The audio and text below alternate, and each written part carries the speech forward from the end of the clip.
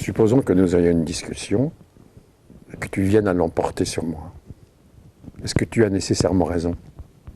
Et est-ce que j'ai nécessairement tort? Non.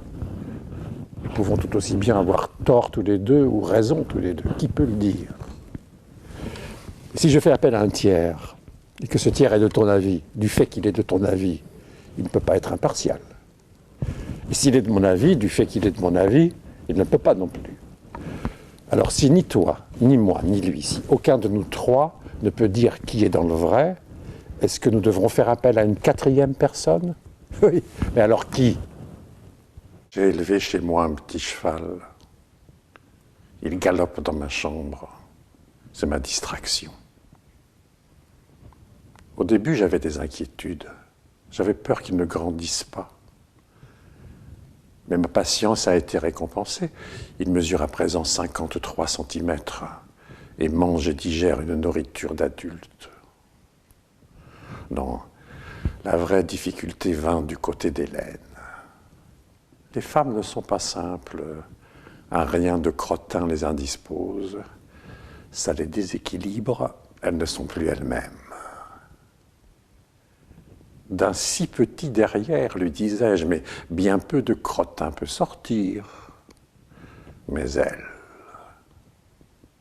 Enfin, tant pis. Il n'est plus question d'elle à présent.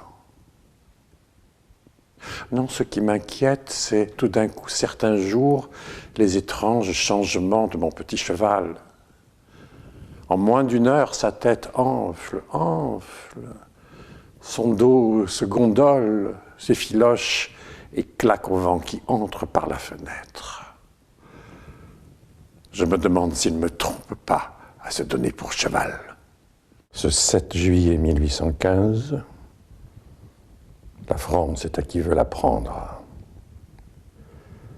Et jamais gouvernement ne fut aussi provisoire.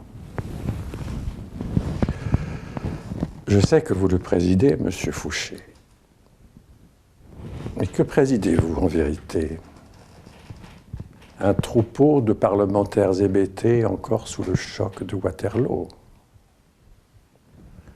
Que surgisse du peuple demain un homme résolu, et ils se coucheront. Voilà le danger. Et puis je vais vous faire une confidence. Dans ma jeunesse, j'ai eu une grande ambition pour la France. Je l'aurais voulu exemplaire, on y aurait parlé la plus belle langue du monde et créé librement des chefs-d'œuvre dans tous les arts. Il est regrettable que Napoléon n'ait pas eu cette idée de la France. Lui, il ne l'aimait que débordant de ses frontières, en crue, si j'ose dire. J'ai horreur de la démesure. Et cette France belliqueuse, aspirant à toute l'Europe, ne m'inspirait rien qui vaille. Et puis Napoléon, dans ses fureurs, a tué la douceur de vivre. Voyez-vous, monsieur Fouché, si j'ai été infidèle à différents régimes, je suis resté fidèle à la France. Je suis ministre dans le gouvernement actuel. Je suis ministre. J'ai une grosse voiture et je participe à toutes les décisions qui engagent l'avenir de notre pays. Vous paraissez surpris? Mais c'est ça qui me plaît justement, c'est de ne pas en avoir l'air, alors qu'en vérité, je suis ministre.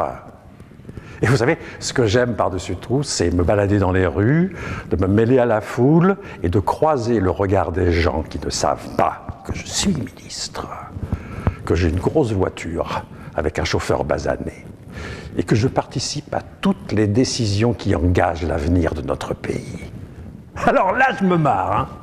Je me marre intérieurement et je me dis, mais attendez de savoir qui je suis. Qui je suis. La tête qu'ils font quand ils l'apprennent. Non mais, faisons l'expérience. Tenez, vous voyez le type là? Manifestement, il me prend pour un plouc. Il me prend pour un plouc. Attendez voir. Excusez-moi, monsieur, Est-ce que par hasard vous sauriez qui je suis? Ah, franchement, non, mais vous voir ce qui vous conviendrait le mieux, c'est d'être ministre.